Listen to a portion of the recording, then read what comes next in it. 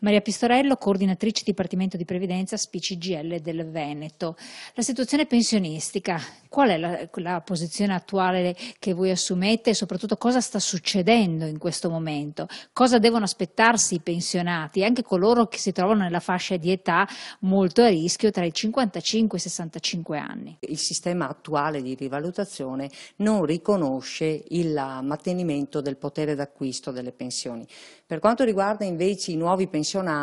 noi speriamo che si apra davvero, intanto prima di tutto speriamo che si apra il tavolo di confronto tra il governo e le parti sociali, i sindacati, per discutere della riforma della pensione, soprattutto per quanto riguarda il ripristino di una flessibilità in uscita, che preveda,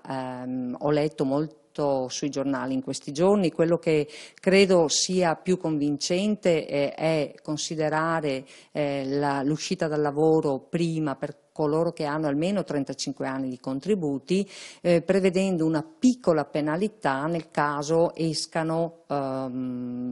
prima dei 62 anni, prima tra i 62 e i 66 anni circa, insomma. Daniele Tronco, segretario regionale SPI-CGIL del Veneto. Andiamo a vedere anche cosa potrebbe succedere in questo mese strategico per quel che riguarda i pensionati, ma anche la vostra posizione, il vostro punto di vista.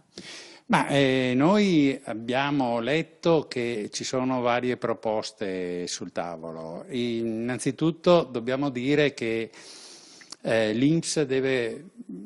fare l'INPS come ente strumentale e non può essere l'INPS che decide, non può essere il presidente dell'INPS che fa le leggi, ma deve essere la politica, le commissioni che hanno potere su questo argomento. Quindi le cose che potrebbero succedere è che noi ci auguriamo di essere convocati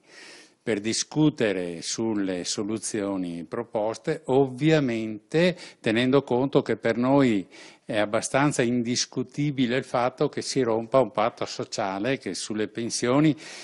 abbiamo già dovuto sopportare con all'epoca della riforma Fornero, che come sapete ha prodotto un disastro sociale senza pari nel nostro Paese e che ha da una parte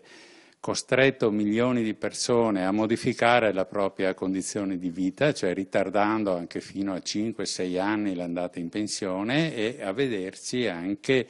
ridotto proprio gli stessi trattamenti pensionistici, perché la mancata